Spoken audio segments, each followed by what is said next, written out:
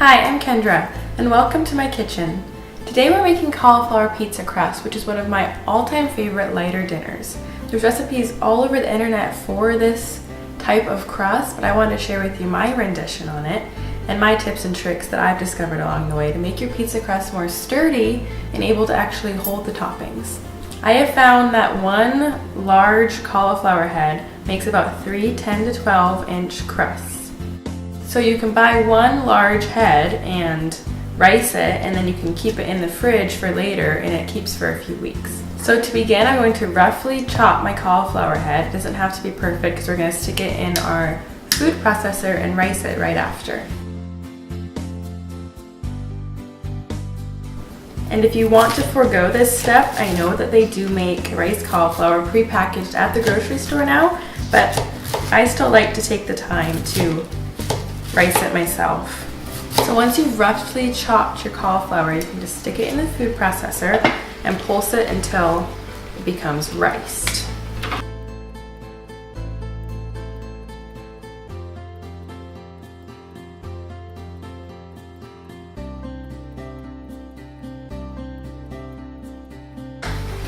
And I know this seems putsy and time consuming, but all of this for the crust can be done ahead of time. It can even be done the night before or a few days before. That way you have the crust or the cauliflower already ready when you want to make your crust.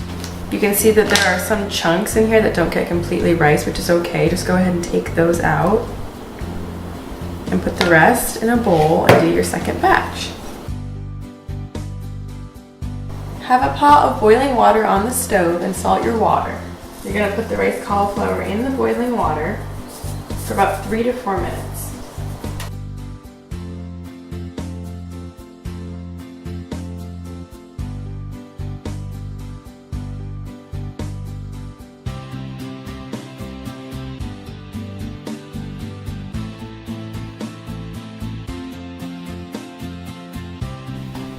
Once you've drained your cauliflower, you're just going to spread it evenly onto 2 dish towels and let it cool a little bit.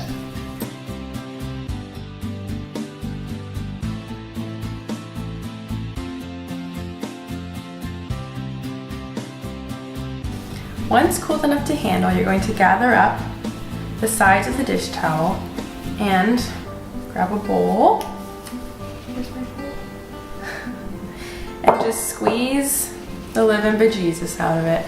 I can't stress how important this part is because it's really important to get all the water out of the cauliflower in order to get a crisp crust. If you don't get all the water out, your crust will be soggy, and let's be honest, nobody likes a soggy crust.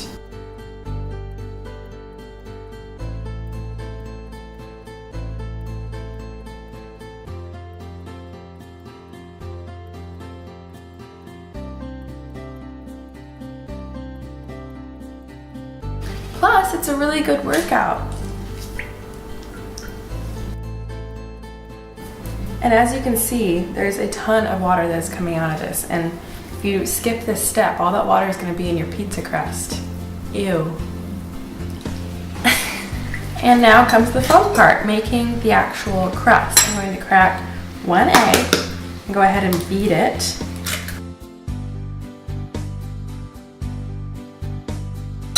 To that 1 egg, I'm going to add 1 cup of the riced cauliflower that we just got done squeezing the living bejesus out of.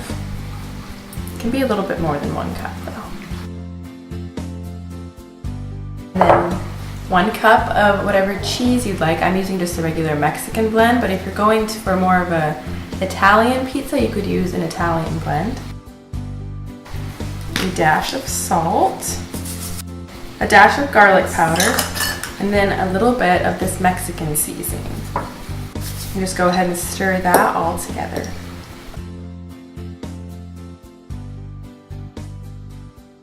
Once you've stirred all your ingredients together in the bowl, you're going to want to spread it evenly on a greased piece of parchment.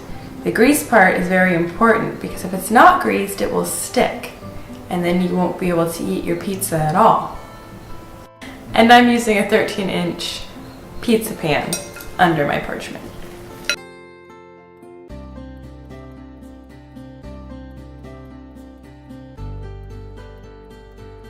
So you're just going to want to work with it and spread it as even as you can.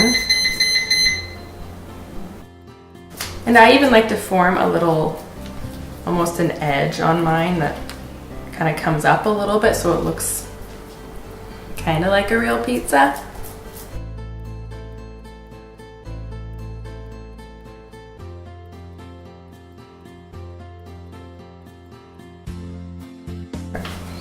And once spread even and thin, you're going to bake it at 450 degrees for about 15 minutes or until it's golden brown. And as for the toppings, the world is your oyster. The only thing that I would recommend is to go a little bit easy on them because the crust tastes better with less on it. Some of my personal favorite combinations are sauteed onions and chilies with green olives and a little bit of cheese, or even pepperoni, sun-dried tomato with cheese, but my all-time favorite is short rib and caramelized onion, which is what I'm making for you today. So I've already cooked my short ribs, and while I go out to the fridge to get them, here's how I did it. I love this recipe because it's so simple and straightforward. All I'm doing here is browning my short rib meat on both sides in the same pot that I'm going to use to actually cook my short ribs. I'm going to salt and pepper both sides of the meat and then just go ahead and get a good, nice brown and caramelized color on the meat. This step isn't necessary, but it adds so much flavor that I can't go without it.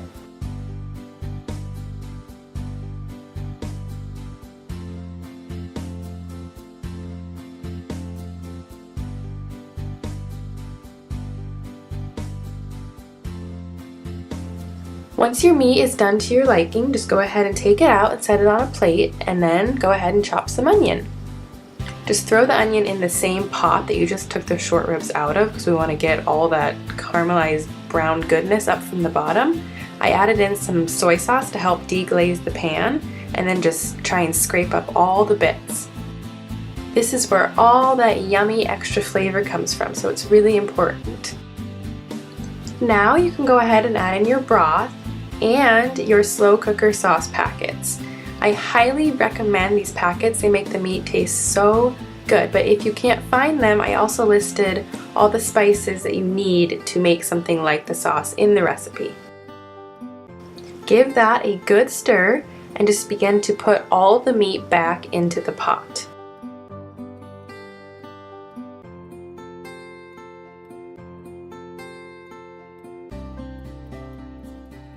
And once you've got your meat all nice and snuggled up in there, you can go ahead and add more chicken broth just until the meat is covered. Then go ahead and cover it with the lid and stick it in the oven at 325 degrees for about 3 hours. The meat should come out so yummy and tender. It should just fall apart and melt in your mouth. It is the most delicious recipe.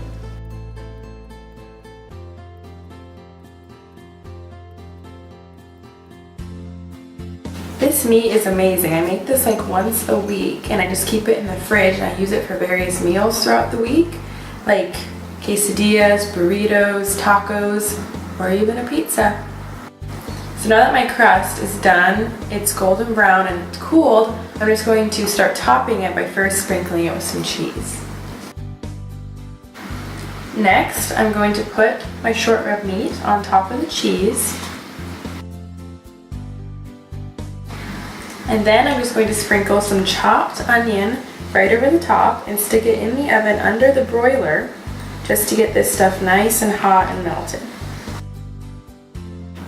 Once your pizza comes out of the oven, it's nice and bubbly and hot, I'm just going to top it with some queso fresco. And last but not least, a little bit of cilantro. This is fun because it's basically like you're eating meat and veggies, but it feels like you're eating pizza. As always, thank you so much for watching, and if you enjoyed learning how to make my cauliflower pizza crust plus short ribs, make sure you give this video a thumbs up, and don't forget to subscribe so you never ever miss another Kyndra's Kitchen.